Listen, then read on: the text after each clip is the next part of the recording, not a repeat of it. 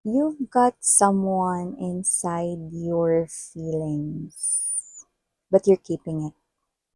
Merong nasa puso mo, mga babes, no? Parang gusto mong sundin pero hindi ka pa handa. Yan. Diba? Sabi ko sa inyo, ano, na kung ano ang nasa puso niyo, sundin niyo. You only live once. Ayun mga babes. No? Daming tissue ng cards. So let us see what's happening here for you guys. At aniyang tinatago-tago mo niyan na feelings. Diba? But I do pick up that feeling keeps on growing and growing like a plant. Hanggang sa magkakaroon ng maraming mga bulaklak. Yan. Let us see.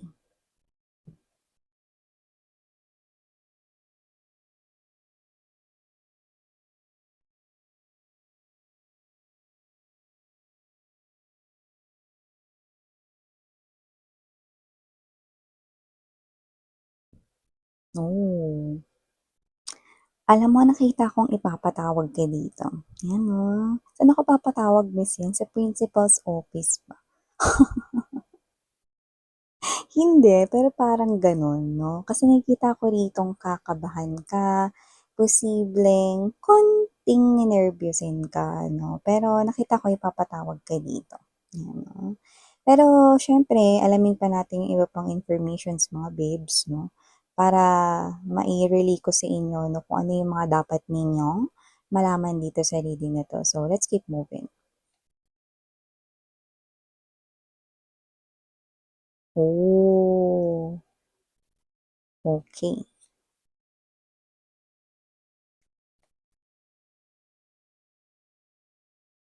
Right at the heart of this reading is the Eight of Swords beside the Two of Swords. May mga worries ka about this situation here with someone that you're dealing with. May mga inaalala ka, no, patungkol dito sa inyong situation. Okay. Yeah. Nine of Wands. But good thing, Four of Swords is right here. Yeah, I'm seeing you coming out. Yeah, no? See? World card right at the bottom of the reading together with Ace of Wands and the Knight of Cups energy. Okay? So before we start na alamin pa more yung mga tungkol dito sa reading na to mga babes for you, let me just greet everybody muna. Hi and hello there newbies, new subscribers. Ako po si Yan, welcome. At sa mga returning viewers, thank you po sa inyong walang sawang suporta. So yun nga, kung hindi niyo pa po alam, meron pa po tayong isa pang channel. Ang link po niyan is nasa ating description box. Kaya kung interesado kang tumambay dyan, pwede mga babes, no? Kung hindi pa kayo nagsasawa sa akin. May ganun. Sa inyo mga babes, no, wala po tayo ditong gender, babae, lalaki, LGBT, lahat kayo welcome. Pwede nyo rin pong i-flip yung roles if you want. And of course, tandaan ninyo, general reading ito mga mahal, no? Ibig sabihin, piliin mo lamang yung mga mensaheng tingin mo, ramdam mo, no? Kung feeling konektado ka din, i-claim mo. At saka syempre, meron kang free will mga babes, no? Free mo na gamitin yan anytime, anywhere. So let's go ahead. I do see that with the Three of Pentacles energy, King of Wands right here, Seven of Wands energy, Three of Wands energy to the Queen of Cups. So I do see that this is something here na posibleng ipatawag ka ng iyong boss or someone here higher than you sa posisyon, baka sa trabaho, pwedeng superior mo, supervisor mo, or possible naman na boss or CEO ng company, no? Pero maaring hindi naman siya boss or CEO, pero posibleng katrabaho mo ito. Okay? So, I do see that with the Three of Pentacles energy, King of Wands right here, no? Ipapatawag ka niya rito, hindi dahil meron kang ginawang gulo or hindi dahil meron kang unfinished na work or task, no? Mula sa kanya, kundi this person right here is telling me from the looks of this na let's talk about us. Yan, no, hindi trabaho yung pag-uusapan ninyo, no, just take how this resonates, no. This is high potential na sa workplace itong nakuha nating reading. But just take how this resonates, no. I do see that this is you, okay?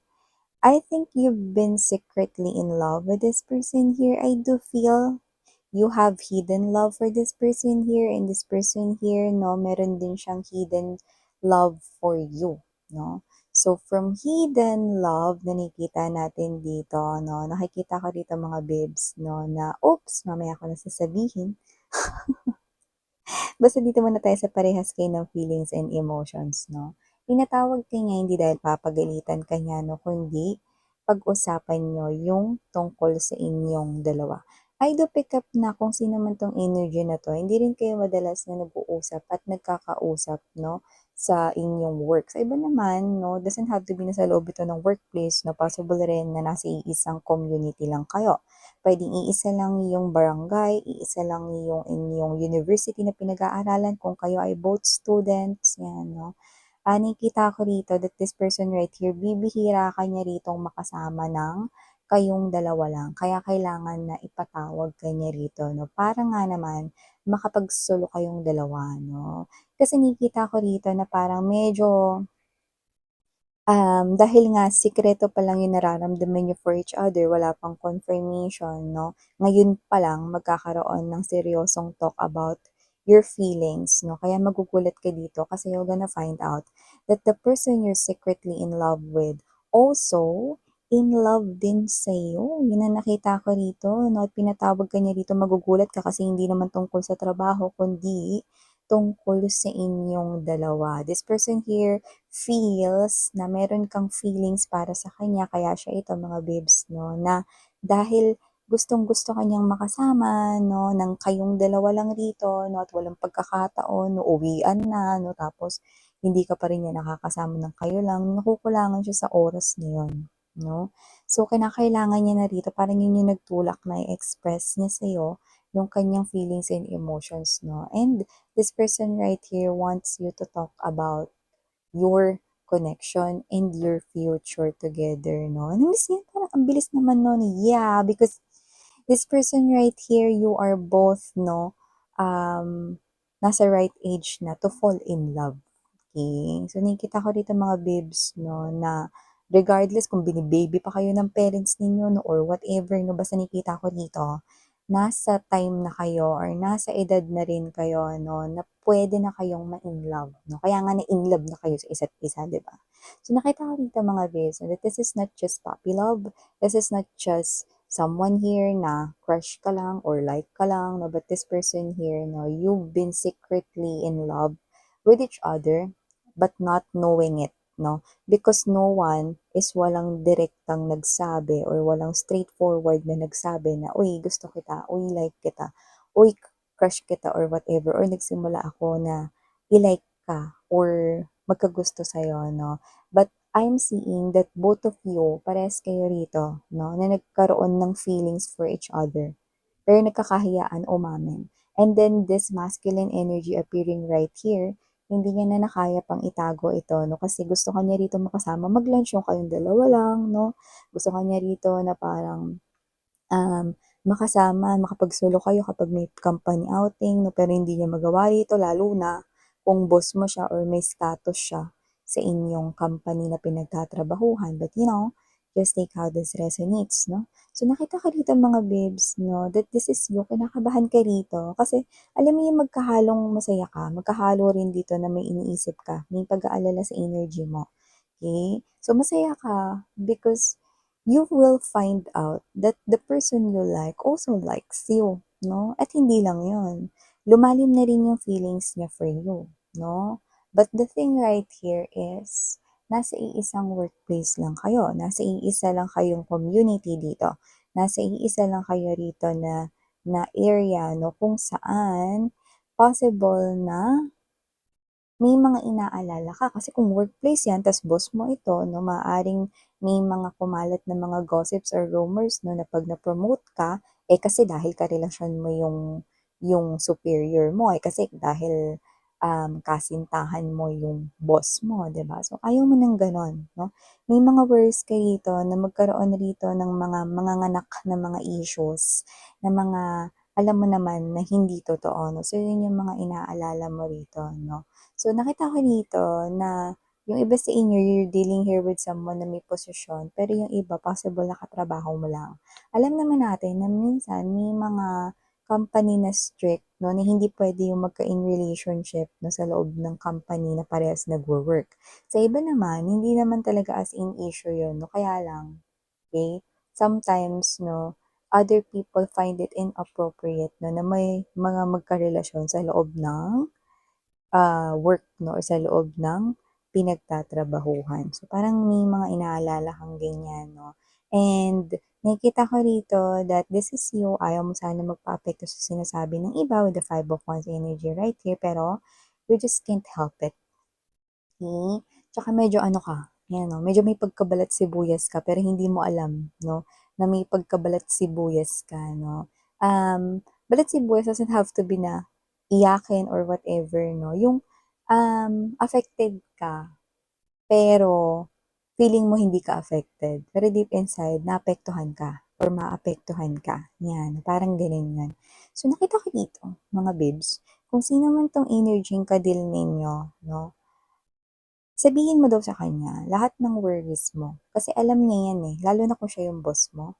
Nakita niya na 'yan, na-foresee niya na 'yan 'no, na what if you start dating 'no, alam niya na 'yan 'no, na posibleng pag-usapan kayo, baka sabihin istro ka, sip-sip ka, mga bla bla bla bla bla, 'di ba?